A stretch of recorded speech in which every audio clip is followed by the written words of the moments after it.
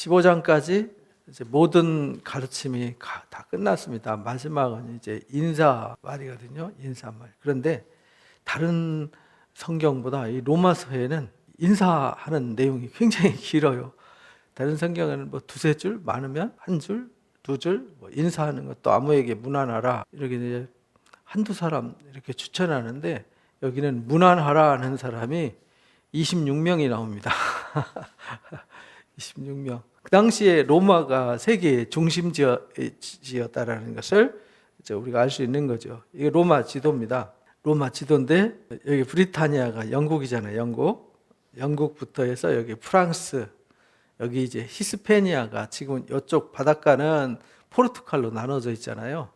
여기가 이제 스페인, 여기 고울, 가을이라고 하는 여기가 이제 프랑스입니다. 요 위쪽이 이제 게르마니아, 이쪽 이 밑에로 이렇게 이제 독일이죠. 그 중간에 이제 오스트리아, 요 위에가 이제 폴란드, 위에 네덜란드, 벨기에 있고 이게 다 유럽이죠. 유럽. 그리고 여기 이탈리아, 여기 이제 그리스, 마케도니아를 비롯해서 여기 터키 땅, 지금 오늘날 터키 땅, 아르메니안 땅, 시리아, 이라크, 이란, 여기 이집트, 뭐 또 여기 사우디 또는 요르단, 여기 북쪽에 알제리, 튀니지, 모로코, 그 다음에 여기 리비아, 전부 다 로마 제국이었어요. 지중해가 우리 바다였어요. 쉽게 말하면 지중해가 우리 집 호수였어요. 그래서 헬라인이나 야만이나 수구디안이나 할 때 그 야만인이 이 로마 제국의 문명의 혜택을 받지 못한 세상 사람들을 야만인 이렇게 말했어요.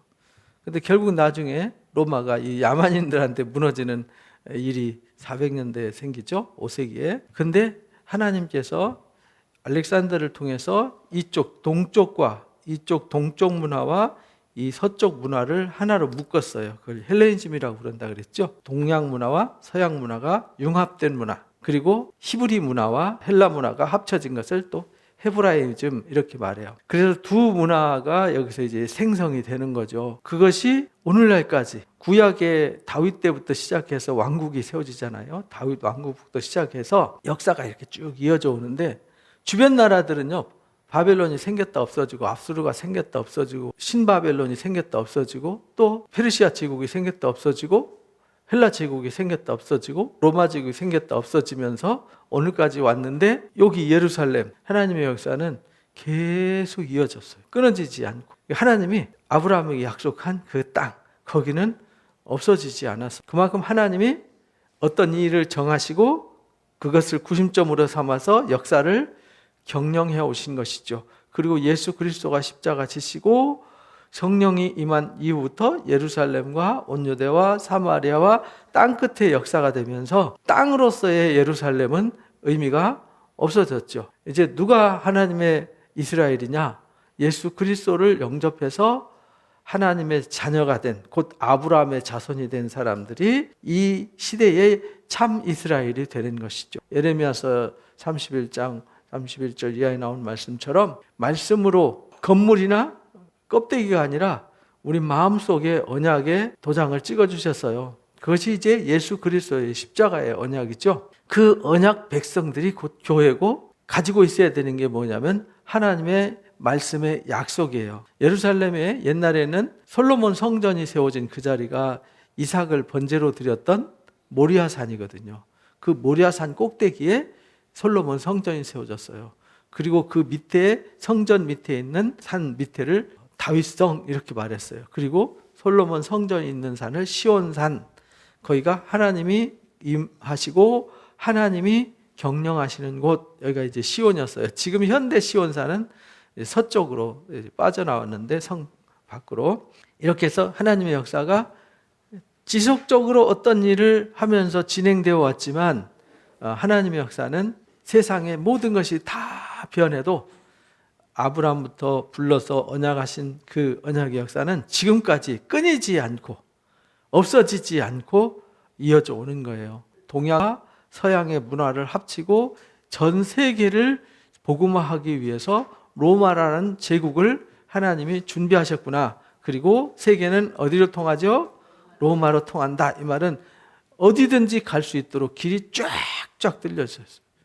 고대 당시의 그 도로망이 오늘날 도로망과 비슷해요. 그만큼 어마어마하게 로마 제국 내에 어디든지 길이 사방팔방 다 뚫려 있었어요. 그리고 우편도 발달해서 편지를 쓰면은 일주일 이내에 다 갈 수 있도록 만들어 놨어요. 대단하죠. 그래서 사도 바울이 이 편지를 써서 로마에도 보낼 수 있었고, 로마 감옥에서도 에베소 교회에 편지 쓰고, 빌립보 교회에 편지 쓰고, 또 골로새 지방에 편지 쓰고, 또 빌리몬한테 편지를 쓰고, 그걸 옥중서신 이렇게 말하죠. 그래서 그 편지를 통해서 사역을 했어요. 요즘처럼 인터넷 있고 이랬으면은 우리처럼 페이스북으로 하든지 뭐 밴드로 하든지 유튜브로 하든지 그랬겠죠. 근데 그때는 유일한 수단이 편지였어요. 편지 보내면 교회들마다 그 편지를 읽었어요. 근데 교회가 오늘날처럼 건물 교회가 아니고 많은 사람들이 모이는 건물 교회는 4세기에 생겼어요. 4세기 중반부터 생긴 거고요. 그 이전에는 전부 다 가정교회나 소규모 모임이었어요. 사도들이 편지 쓰면은 그 교회를 회람을 했어요. 권사님 집에서 읽으면은 집사님 집에서 읽고, 집사님 집에서 읽고, 이렇게 가족들끼리. 근데 요즘 가족은 뭐 두세 명, 서너 명 이러지만 그때는 대가족이었어요. 우리가 수요일 날 사도행전 공부하는데 거기 이제 루디아의 집안 다 모여서 복음을 나누잖아요. 그래서 3대, 4대가 기본으로 같이 살았어요. 할머니, 아버지, 아들, 손자까지. 그래서 우리가 로마서를 공부하면서 하나님께서 엄청난 일을 하셨구나. 예루살렘에서 한 사람을 꺾으셔가지고 안디옥에서 시작해가지고 세계 선교를 시작했는데 그때는 표시도 안 났죠. 이게 땅 끝까지 언제 가나 했는데 사도 바울이 그렇게 오래 사역한 게 아니거든요. 34년경에 회심을 했으니까 20대 중반에 회심을 해가지고 60대에 이제 순교를 하잖아요. 그러니까 한 30년 좀 넘게 사역을 했죠. 근데 그 기간 동안에 지중해변에 있는 수많은 교회들을 세우고 수많은 사역자들을 세웠어요. 그래서 사도 바울은 아는 사람이 너무 많았어요. 그러니까 문안할 사람도 많죠. 거기다가 로마 교회는 이제는 전 세계의 중심지가 돼 있어요. 고린도 교회에서 이 편지를 썼는데 고린도 교회는 로마로 넘어가는 동양 사람들, 유럽과 동양, 유럽 이 동유럽 쪽에 동남 쪽에 있는 사람들과 이 아시아에 있는 사람들은 전부 다 고린도를 통해서 로마에 갔어요. 그리고 로마에 있는 사람들은 다 고린도를 통해서 아시아 지역으로 다 갔고 예루살렘으로 갔단 말이죠. 그러니까 소식통이죠. 고린도 교회는 소식통이었어요. 다 로마 소식을 다 들을 수 있고요. 주변 교회 소식을 다 들을 수 있는 곳이었어요. 그런데 로마 교회에 미리 편지 쓰면서 이 편지 쓸 때에 26명의 사역자들한테 문안하라 할 때 그 이름이 호명이 되잖아요. 그만큼 바울과 연관성이 있다는 얘기죠. 그만큼 교회에 헌신했고 하나님 역사에 헌신했던 사람들, 여기에 기록되지 않은 사람도 수없이 많죠. 말할 수 없이 많지만 바울이 기억하고 바울을 도왔던 사람들의 이야기예요. 하나님의 이 선교 역사의 후원자들이죠. 그래서 내가 겐그레 교회 일꾼으로 있는 우리 자매 베베를 너희한테 추천한다. 이 겐그리아가 어디냐면 고린도 교회 뒤쪽에 있어요. 이렇게 생겼거든요. 여기가 길목이에요. 길목. 여기도 바다예요. 근데 지중해를 건너와서 이렇게 여기 이 반도를 지나가려면은 굉장히 풍랑이 세고 위험해가지고 잘 못 갔어요. 그래서 여기 항구가 있고 여기 항구가 있어요. 여기를 고린도라 그러고 여기를 겐그리아라 그래요. 겐그리아 지방에 바울이 2차 선교 때 세운 교회인데 거기에 베베라고 하는 집사가 있었어요. 여기 일꾼이라는 말은 우리가 흔히 하는 말로 영어로 이제 디컨이라고 그러죠. 집사를 디컨. 헬라 말로 디아코노스라 그러는데 이 디아코노스는 종, 노예, 하인, 일꾼 이런 말로 써요. 근데 우리는 일꾼 이렇게 번역했는데 그 당시에 이제 오늘날로 말하면 교회 집사 이렇게 되는 거예요. 베베 집사를 추천했어요. 왜냐하면 그는 너희는 주 안에서 성도들의 합당한 예절로 그를 영접해라. 자매니까 여자잖아요. 근데 로마 교회한테 부탁해요. 이 자매가 가면 너희가 성도들의 합당한 예절로 그를 영접해라. 그러니까 이 교회가 그때 당시에 문화를 말해주는 거죠. 교회에서는 자매라고 가족처럼 인정을 해주고 인격을 대우를 해줬어요. 근데 우리나라는 20세기에 와서도 여자들 이름도 호적에 못 올리게 했었죠. 영접하여 무엇이든지 그에게 소용되는 말을 도와줘라. 왜냐하면 이가 훌륭한 여자지만 훌륭한 복음의 일꾼이었어. 그래서 그가 가면은 성도들이 합당한 예절이 뭐냐면 그 당시에 교회에서 교회로 가면은 반갑게 맞이해주고 머물 수 있는 숙소와 생활할 수 있는 생활을 보장을 해줬어요. 그래서 당시에 순회 전도자들이나 순회 일꾼들이 마음 놓고 복음을 전하고 일할 수 있었어요. 우리나라도 초창기에는 그랬었거든요. 근데 세상이 변했어요. 옛날에는 신방 가면 그냥 막 그 잔치를 했죠. 잔치, 집안 잔치. 그만큼 이제 주님을 모신다 이런 마음으로 막 축복하고 막 이런 잔치 분위기였는데 요즘은 가면 예배달랑 드리고 자 식당으로 가시지요. 뭐 이런 분위기로 이제 바뀌었어요. 어디 식당 예약해놨습니다. 가시지요. 뭐 이런 분위기로 이제 바뀌었습니다. 문화죠, 문화. 그 당시에는 우리나라도 문화가 그랬었잖아요. 이리 오너라 그러면 아무 집이나 가서 사랑방에서 하루 묵어갈 수 있었어요. 왜냐하면 그럴 수밖에 없는 게 지금은 교통이 있고 뭐 호텔이 있고 뭐 여관이 있고 이러지만 고대 시대에는 그런 숙박이 없었어요. 그러니까 지나가다 남의 집에 이리 오너라 해서 하루 잘 수 있었어요. 서로가 누구든지죠. 어디든지 가면 남의 집에 가서 신세를 지고 나도 다른 데 가서 신세를 질 수 있었어요. 근데 고대 사회는 이게 아주 발달했고 특히 그리스도인들은 이 접대 문화가 많이 발달했어요. 그러니까 여기에 가면 합당한 예절로 말하는 정중하게 요 접대 이야기가 어디에 나오냐면 요한 3서 보면 자녀들이 진리 가운데 행한다는 것은 좋은 것이 없다. 그래서 우리가 이 같은 자들을 영접하는 것이 마땅하다 이랬잖아요. 주의 이름으로 가는 사람들이 이방인에게 가는데 이방인한테 대접 못 받잖아요. 그러니까 교회가 대접해 주는 건 당연한 거 아니냐 이 말이죠. 그래서 이렇게 순회 전도자들 또는 일꾼들이 교회를 방문하면은 영접하는 것이 마땅하다. 이는 우리로 진리를 위해서 함께 일하는 자가 되게 하려 합니다. 두어자를 교회에 썼으나 그 중에 으뜸되기를 좋아하는 디오드레베라는 사람이 우리를 맞아들이지 않았다. 그러니까 맞아들이지 않은 것, 교회에 일꾼이 왔는데 영접하지 않고 접대하지 않는 것을 당시에는 악으로 봤어요. 이거는 있을 수 없는 일이었어요. 근데 이 디오드레베가 악한 사람의 상징으로 여기에 등장을 해요. 그러면 내가 가만히 있지 않겠다. 악한 말로 우리를 비방까지 하고 형제들 맞아들이지도 않고 맞아들이고자 하는 자들을 금에서 교회에서 내쫓았다. 이건 아주 사악한 일이었어요. 이것이 그리스도의 사랑이 아니라 그리스도를 대적하는 것으로 등장해요. 사랑하는 자들이 악한 거 본받지 말고 선한 거 본받아라. 이게 요한 3서에서 이게 주제예요. 요한 3서의 주제. 진리를 행하는 게 뭐냐? 주의 이름으로 온 자들을 주님 영접하듯이 영접하는 게 진리를 행하는 거예요. 그래서 우리도 서로 뭐 해야 돼요? 영접해야 되는 거죠. 여기 데메드리오라는 사람은요, 무사람에게도 진리에게서 증거를 받았어요. 이 사람은 사람들을 잘 받아들였어요. 두 사람을 등장해서 선한 것 본받아라, 악한 것 본받지 마. 이렇게 했는데 로마서 16장 얘기도 지금 여기에 베베 집사를 그렇게 영접해라. 이는 그가 여러 사람과 나의 보호자가 되었다. 이분은 겐그리아에 있을 때 정말 많은 사람들을 영접하고 많은 사람들을 섬기고 도왔던 사람이다. 오히려 나의 보호자였다. 사도를 보호해주는, 사도가 거기에서 선교하는데 책임을 져줬어요.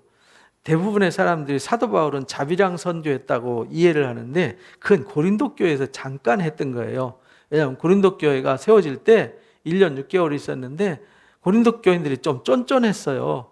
왜냐하면 마케도니아 지방 사람들이 선교 헌금 보내준 거 가지고 이제 선교를 했어요.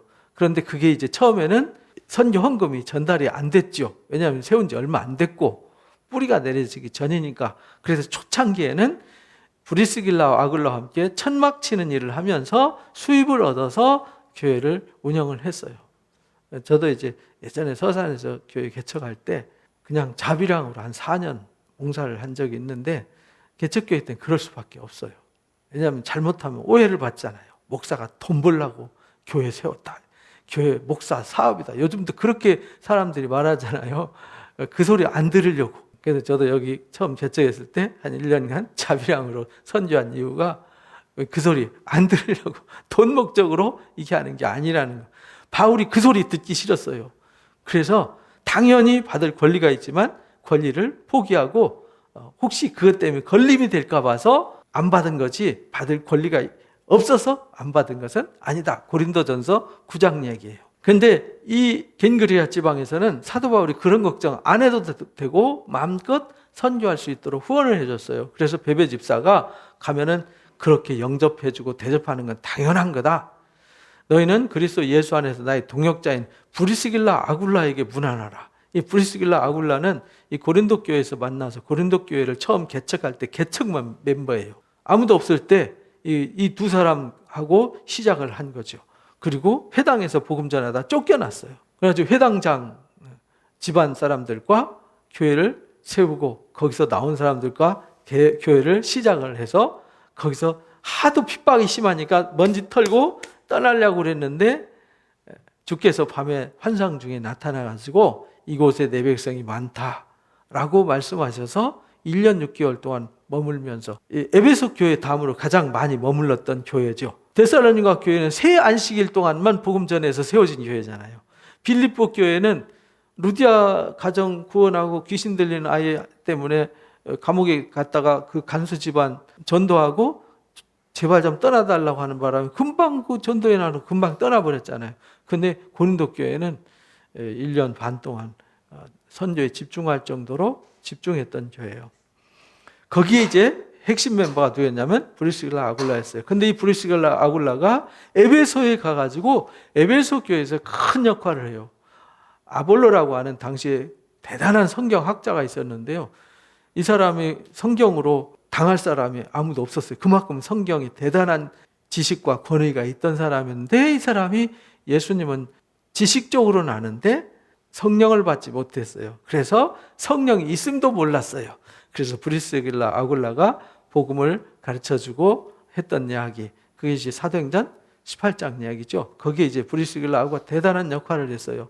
집사지만 사도가 아닌데 정말 헌신적으로 교회를 섬기고 교회를 세우는 이런 분이었어요. 그분은 내 목숨을 위하여 자기 목숨도 내놓을 수 있는 사람이었다.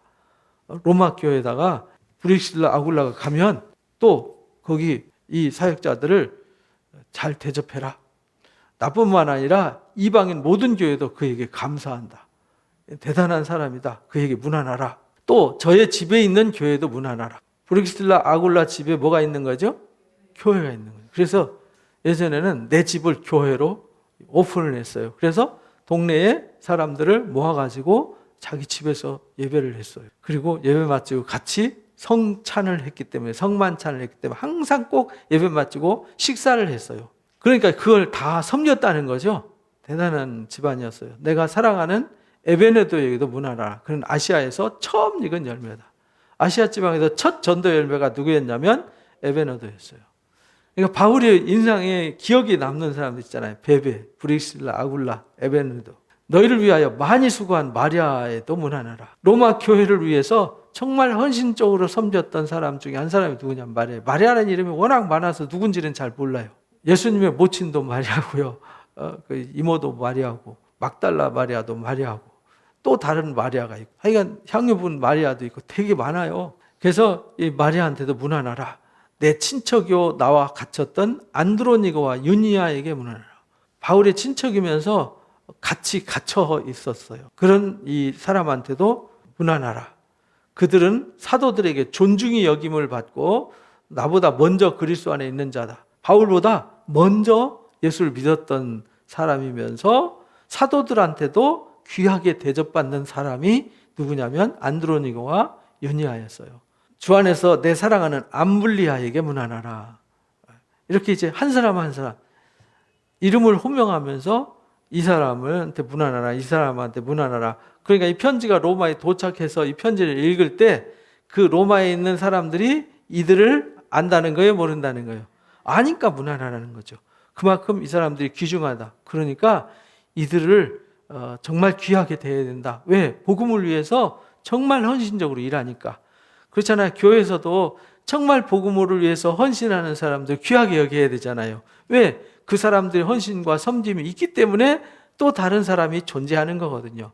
우리가 이제 선교사들이 와서 이 땅에 정말 자기 뼈를 묻으면서 자기 생명을 던지면서 복음을 전했기 때문에 우리가 있는 거잖아요. 그러니까 우리가 그들을 귀하게 여겨야 되는 거예요. 근데 지금은 이제 세월이 많이 흘러서 뭐 언더우드 집안 사람들이 누군지 우리는 잘 모르죠.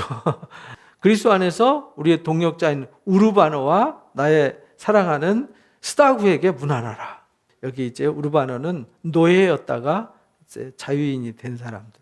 이 스타구는요, 귀족 출신이에요. 그래서 이런 사람들한테도 문안하라. 그러니까 여기 이제 문안하는 사람들 보면 남자, 여자 구분하지 않고 노예, 헬라인, 로마인, 유대인 구분하지 않고 모두를 평등하게 그리스도 안에서 다 같은 형제 자매로 대하는 것을 볼 수 있어요. 그리스도 안에서 인정함을 받은 아벨레한테 문안하라. 그리스도 안에 인정받은, 뭘 인정받았는지는 모르지만 인정받았다. 근데 대부분 인정받는 게 뭐 때문에 인정받느냐? 신앙을 정말 건강하게 바르게 해서 남한테 유익을 주고 남을 섬겨서 많은 사람들을 세운 사람들, 이런 사람들이 인정받았다 이렇게 말하죠. 아리스토블로는 아리스토블로스의 이제 왕족이죠, 왕족. 아리스토블로의 권속에게도 문안하라. 그러니까 여기 지금 로마 교회의 사람들은 노예에서 자유인이 된 사람도 있고 아직 노예인 사람도 있고 또 여자도 있고 남자도 있고 헬라 사람도 있고 로마 사람도 있고 귀족 출신도 있고 굉장히 재정적으로 넉넉해서 풍성한 부자도 있고 다양하게 있다라는 거예요. 당시에 그리스도인들이 가난했다 이렇게만 보면 비중이 그쪽이 좀 컸지만 다양한 사람들이 있었다. 내 친척 헤로디온한테도 문안하라. 이 나기수의 가족 중 주 안에 있는 자들에게도 문안하라. 그래서 나기수도 이게 이제 귀족 집안 출신이란 말이죠. 주 안에서 수고한 드루베나 두루보사에게 문안하라. 주 안에서 많이 수고하고 사랑하는 버시한테 문안하라. 주 안에서 택하심을 입은 루포는 이게 예수님이 십자가 지실 때 대신 지고 간 사람 누구죠? 구레네 사람 시몬. 네, 후손일 것이다. 이렇게 봐요. 그의 어머니에게 문안하라. 그의 어머니는 곧 내 어머니다. 나의 어머니다 할 정도면 바울이 얼마나 힘이 되었던 사람인지를 금방 알 수 있죠. 어머니 자식한테 대하듯이 그렇게 훌륭하게 사도들을 섬겼던 사람 중에. 여기 바울의 머릿속에 있잖아요. 바울이 머릿속에 기억에 남는 이 사람들은 누구의 기억에 남아있다는 거죠? 주님의 마음의 이름이 기억되는 사람. 그래서 어디든지 떠올리면 골치 아픈 사람 이런 사람이 있고 정말 고마운 사람, 대단한 사람 이렇게 이제 기억되는 사람이 있잖아요. 그래서 여러분들은 다 여기 로마서 16장에 기록된 사람처럼 다 훌륭하신 분들입니다. 아순그리도와 블레곤과 허메와 바르도바, 허마 이 사람들은 주로 노예 출신들이에요. 그들과 함께 있는 형제들에게 문안하라. 빌롤로고와 율리아는 또 황제의 딸, 이런 이름이 율리아로 많이 썼어요. 그래서 이 황제의 집안일 것이다. 네레오와 그 자매 올lum바와 그와 함께한 모든 성도에게 문안하라.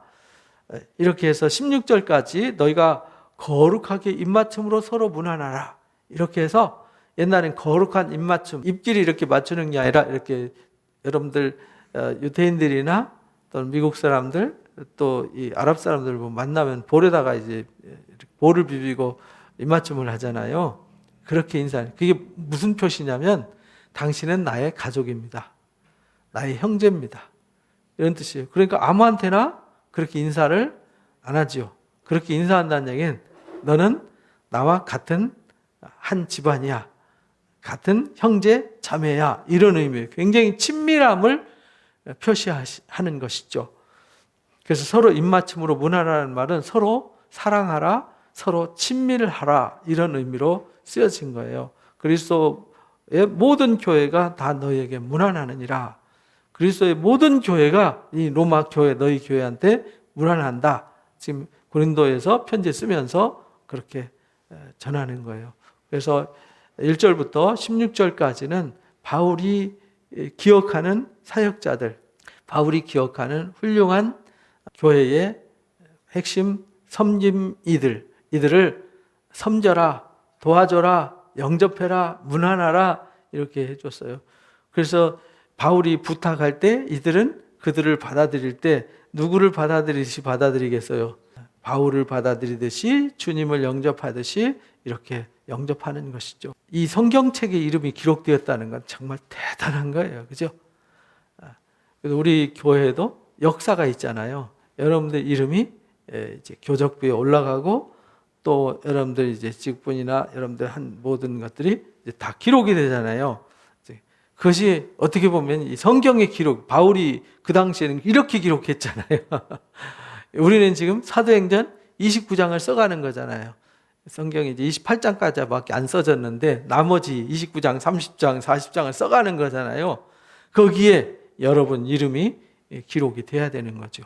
거기에 남들이 아무개한테 문안하시오, 아무개한테 문안하시오. 만약에 제가 이 교회에 섬기다가 다른 교회에 가서 여기에다 편지 쓸 때 우리 아무개 집사님한테 문안하시오, 권사님한테 문안하시오, 아무개 청년한테 문안하시오, 막 이렇게 부탁하듯이. 근데 그 누구였더라? 가물가물 이런 사람이 아니라 그저 생각하면은 그저 고맙고 생각하면은 주님이 기뻐하실 수밖에 없는 사람의 이름, 이렇게 돼야 된다는 것이 1절부터 16절까지의 의미예요. 바울이 단순히 문안한 것이 아니라 이 이름들이 있었기 때문에 교회가 존재했다. 이들의 섬김이 지중해변에 있는 모든 교회들이 있게 했고 땅 끝까지 선교하는 선교의 디딤돌이 되었다. 이런 말입니다. 오늘 우리도 선교의 디딤돌이 돼야 되는 거죠. 나중에 하나님 앞에 가면요, 남는 건 우리 이름밖에 없어요. 그렇잖아요.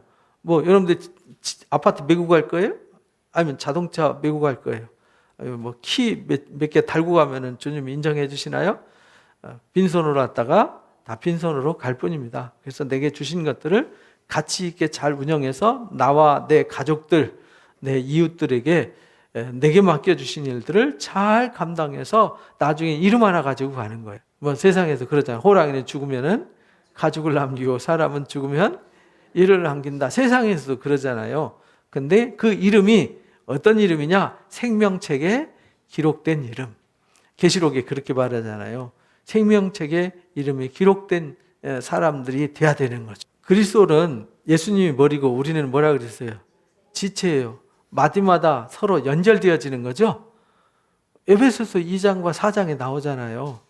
예수님 모퉁돌이 되고 우리가 그 안에서 서로 연결되어서 지어져 가는 거잖아요. 연결되어진다는 말은 무슨 말이죠? 관계를 만들어 간다는 뜻이에요.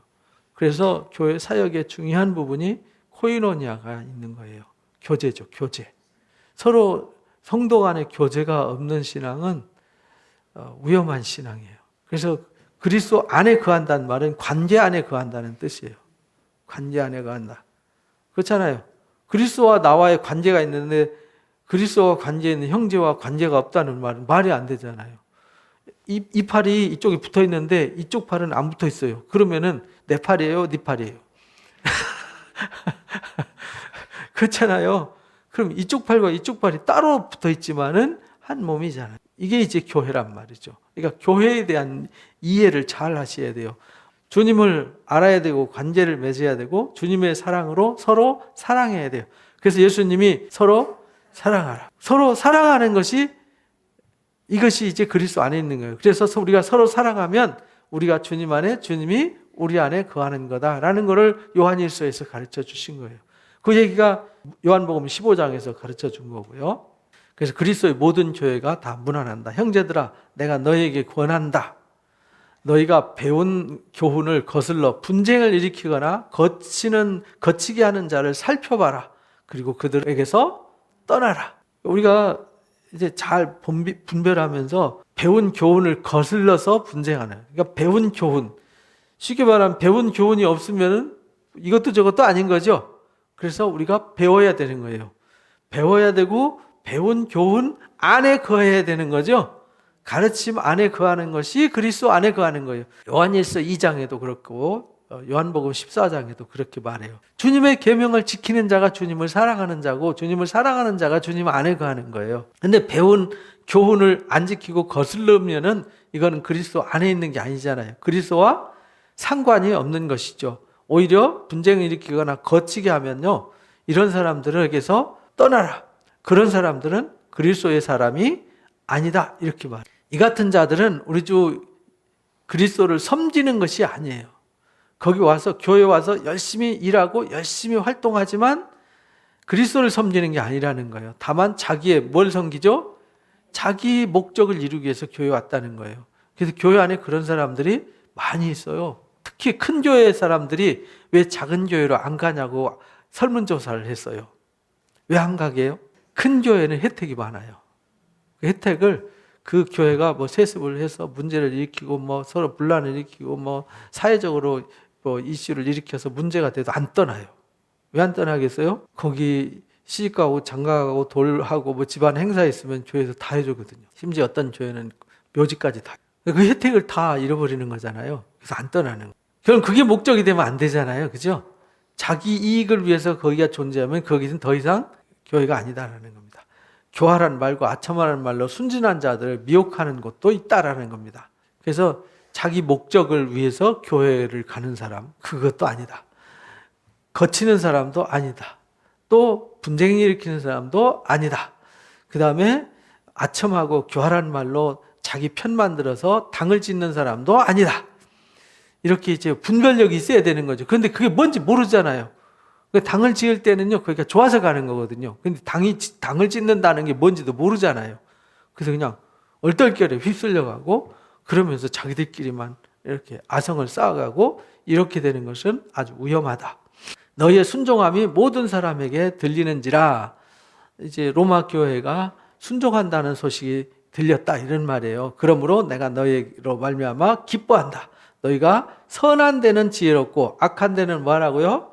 밀어내야 된다. 이것이 이제 신앙의 자세예요. 마지막 권고하는 내용이 17절부터 여기 이제 20절까지 권고하는 말씀이에요.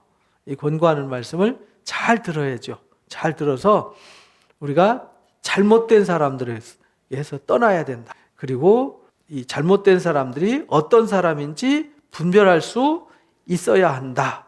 평강의 하나님께서 속히 사탄을 너희 발 아래에서 상하게 하시리라.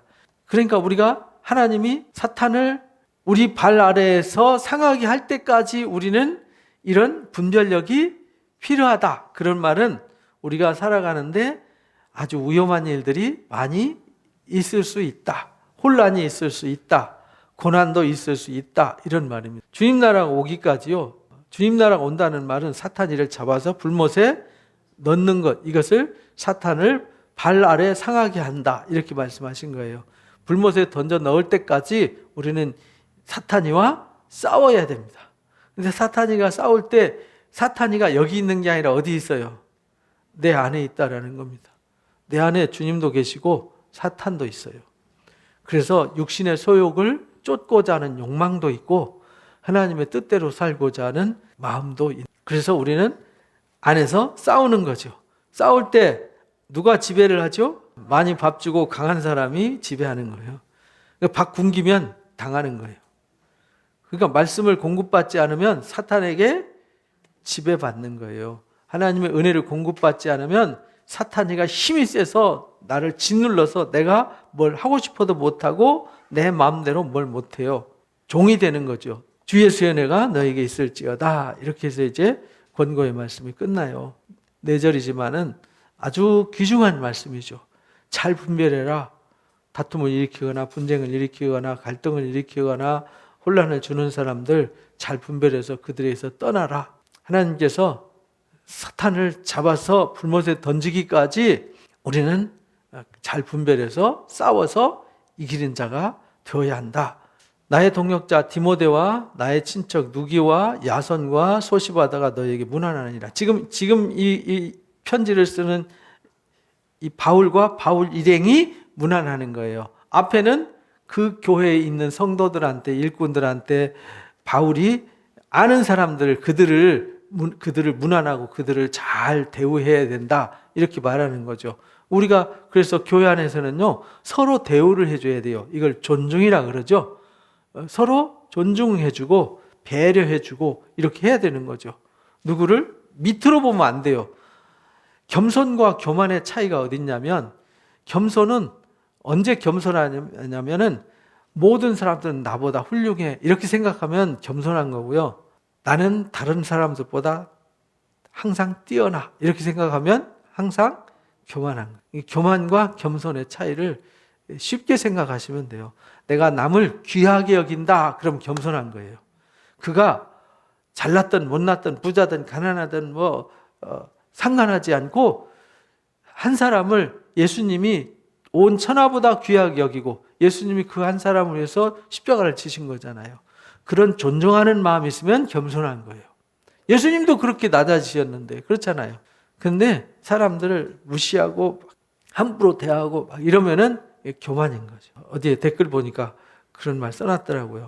교회 가니까 감히 장로한테 감히 권사한테 막 이런 교회가 있더라면서 또 어디는 또 갔더니 막 택배 시켜서 갔더니 교회 목사님 댁이었대요.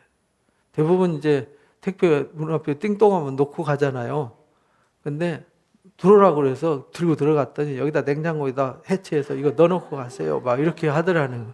너무 심하다. 이러면서 글을 써놨는데 이제 우리가 그러면 안 되거든요. 그게 그분이 택배하는 거기 문 앞에까지 갖다 주는 게 택배 하시는 분의 사명이지 내 집 냉장고에다까지 물건을 시켜서 시킬 사람이 아니잖아요. 근데 권위적인 사람들이 성도들이 그렇게 만든 거죠. 목사 사모를 그렇게 만들고 목사를 그렇게 앉아가지고 손만 까딱까딱 야 이거 해 저거 해 뭐 하는 거야 저렇게 해 이건 기독교가 아닙니다. 그 잘 분별하라는 거예요. 그래서 로마 교회한테 잘 분별해야 돼요. 그럼 거기서 뭐 해야 돼요? 떠나라 그랬잖아요. 떠나라고. 그런데 안 떠나요. 왜 안 떠나느냐? 자기 혜택을 잃어버릴까 봐서 안 떠나는 거예요. 불의한 줄 알면서. 그건요 신앙이 아니라는 거예요. 그 속에는 하나님이 안 계시고 성령이 거하지 않는 것이다 라는 걸 가르쳐 주셨어요. 교회가 부패하는 이유는요, 부패해도 안 떠나니까 더 부패하는 거예요. 생각해 보세요. 교회는 사실은 형체가 있지만 형체가 없잖아요. 예를 들어서 교회가 사람들이 있는데 목사가 비리를 저지르거나 아니면은 지도자들이 문제를 일으켜서 교회가 혼란이 있다. 성도들 다 떠나보면 어떻게 되는 거죠? 그 교회는 없는 거예요. 있지만 없는 거거든요. 그런데도 끝까지 그 자리를 지킨다고 안 떠나잖아요. 그러니까 마음 놓고 비리를 저지르고 담대하게 비리를 저지르는 거죠. 생각해 보세요. 뭔 문제 있다가 교인들이 썰물 빠지듯이 한순간에 싹 나가버려 보세요. 그런 일이 있는 교회들마다 그렇게 한다고 생각해 보세요. 두려워서 못하죠. 그렇게 해야 맞는 거예요. 왜? 바울이 그랬잖아요. 그러면 떠나라고. 이게 17절, 18절 말씀을 잘 이제 배워야 돼요. 17절, 18절 말씀. 배운 교훈을 거슬리는 자들, 거치게 하는 것 살펴서 떠나라. 자기를 섬기는 그 사람들은 그리스도를 섬기는 게 아니다. 그렇잖아요. 분쟁 일으키고 교회 말썽 일으키고 막 폐가 갈리고 그런 건요. 그분들이 그리스도를 섬기는 게 아니잖아요. 그 너무나도 쉽게 이건 아니네 아는데도 거기 있다는 건 똑같다 이 말이야. 그 사람이 똑같으니까 거기 있는 거지. 다르면 거기 있겠어요, 그죠? 그러니까 우리는 그걸 잘 분별할 수 있어야 한다. 그러면은 우리가 하나님을 섬기는 사람이 되는 거다라고 여기 가르쳐 주셨어요. 그러면서 마지막 여기 디모데 그다음에 바울의 친척 누기오, 야손, 소시바다가 문안한다. 또 이 편지를 기록하는 나 더디오도 주 안에서 너에게 문안한다. 그러니까 이 편지를 누가 쓰고 있다는 거예요? 더디오라는 사람이 쓰고 있어요. 에베소서에도 보면 나오죠. 골로새서 보면 이렇게 바울이 편지 쓸 때 이렇게 쓰라고 하고 마지막에 갈라디아서처럼 큰 글씨로 친필 사인을 하잖아요. 이렇게 사인을 읽어보고 사인을 어떤 학자들은 바울이 시력이 안 좋기 때문에 그랬다. 이런 얘기도 있고. 근데 바울이 서기를 데리고 다녔어요. 일종의 서기관이죠. 사도들이 에레미야도 에레미야서를 에레미야가 쓴 게 아니라 누가 썼냐면 에레미야의 서기관이었던 바룩이 쓴 거예요. 천주교 성경에는 바룩서가 있어요. 바룩이 쓴. 근데 에레미야서하고 거의 비슷한. 그래서 더디오가 바울을 대신해서 이 편지를 쓰고 바울이 읽어보고 친필 사인을 하는 내용이 로마서 내용입니다. 그리고 나 온 교회를 돌보아주는 가이오도 너에게 합니다. 이 가이오는 황제 집안 사람이에요. 이성 재무관이죠. 재무관이 누구냐면 고린도 교회의 재무관. 이것이 이제 고린도 교회 유적지에서 발굴이 되었어요. 근데 재무관이 무슨 예수를 믿었겠어? 했는데 이게 유적이 발견된 거예요. 아, 진짜 있었구나. 꼭 뭘 유적 발견해야 진짜인 줄 알아요. 성경에 무슨 누가 장난하고 가짜라고 씁니까? 그냥 하나님이 성령으로 기록했으면 하나님이 의도가 있어서 썼다 이렇게 받아들이면 되지, 그걸 꼭 확인해서 현장에 가가지고 진짜 돌멩이에 그 사람 이름이 있냐 없냐, 돌멩이에다 꼭 사람 이름 다 기록하나요? 여러분들은 집안에다 여러분 이름 써놓습니까? 여러분 집은 나중에 세월이 지나서 여러분 집 팔려가지고 헐고 거기다 새 집 지으면 땅 파면 여러분 이름 나와요? 안 나오잖아요. 제 이름도 안 나오거든요. 에라스도와 형제 구하도도 너에게 문안하노라. 에라스도는 진짜 그 성 재무관이었어요. 그러니까 여기 가이오와 에라스도는 굉장히 부자인 사람이죠. 그런 부자들도 바울의 선교를 후원해주고 또 하나님의 사업에 적극적으로 동참해서 후원했기 때문에 이들 때문에 교회가 있는 것이다. 로마 너희 교회도 이들이 너희에게 문안한다라는 것을 가르쳐 주세요. 나의 복음과 주 예수 그리스도를 전파함은 영세 전부터 감춰졌다가, 이 바울이 전하는 이 복음은 영세 전부터 어떤 복음이죠? 감춰졌던 거다. 그래서 베드로 전서에도 그러잖아요. 썩지 않고 더럽지 않고 쇠하지 않는 이 영원한 기업, 이것이 언제부터 있었냐면 만세 전부터 있었던 거예요. 그런데 이것을 우리 때가 돼서 우리에게, 말세를 당한 우리에게 나타낸 거다 이렇게 말하죠. 이제 나타내신 바 되었으며 영원하신 하나님의 명을 따라서 감춰졌던 건데 이제 나타났어요.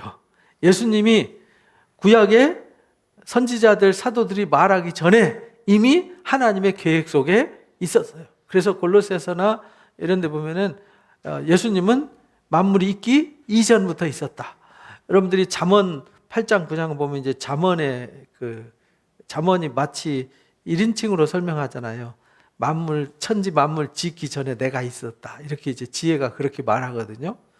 그러면서 우주 만물이 있기 전에 내가 있었다. 이렇게 말해요. 그래서 그 지혜가 이 만물을 창조한 거다. 그 지혜가 7기둥을 세워서 우리 세상을 살아가게 하는 것이다. 이렇게 이제 마치 지혜를 의인화시켜서 설명을 하거든요.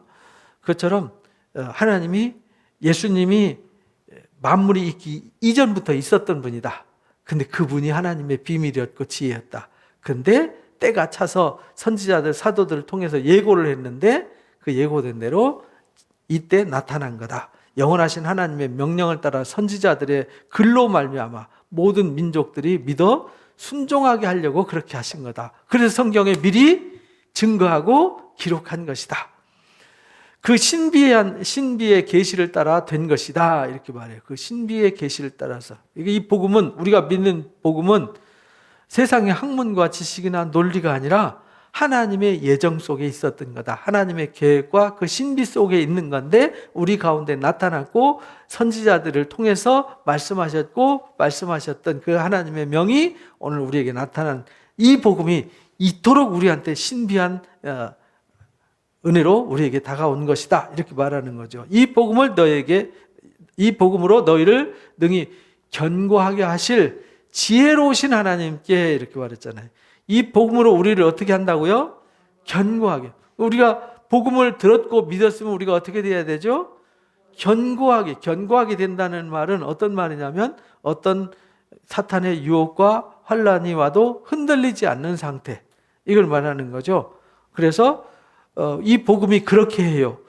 그렇게 되게 하는 지혜로우신 하나님, 이렇게 말하잖아요. 지혜로우신 하나님.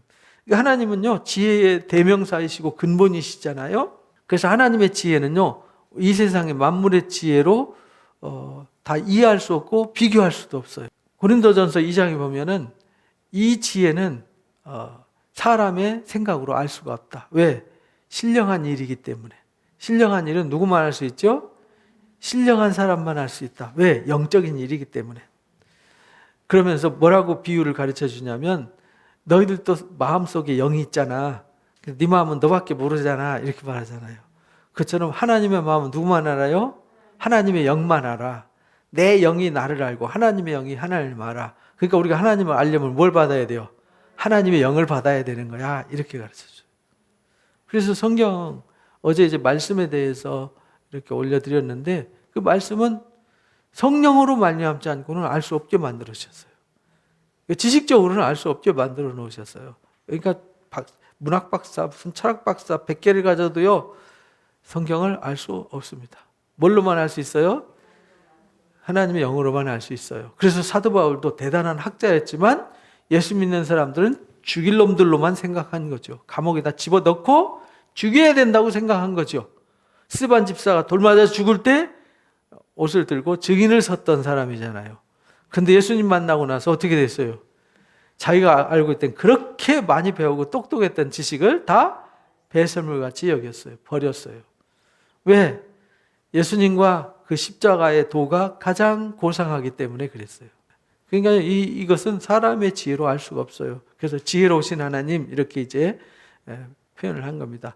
예수 그리스도로 말미암아 영광이 세세무궁토록 있을지어다. 그래서 하나님께 항상 하나님의 영광은 누구를 통해서 나타나요? 예수 그리스도를 통하여 이렇게 되는 거예요. 왜 예수 그리스도를 통하여야 하냐면은 예수 그리스도가 아니면 죄를 해결할 수가 없어요. 그거는 죄를 해결하지 못한다는 얘기는 아무도 하나님 영광에 이를 수 없다라는 얘기예요. 오직 하나님의 영광에 이르는 유일한 방법은 예수 그리스도예요.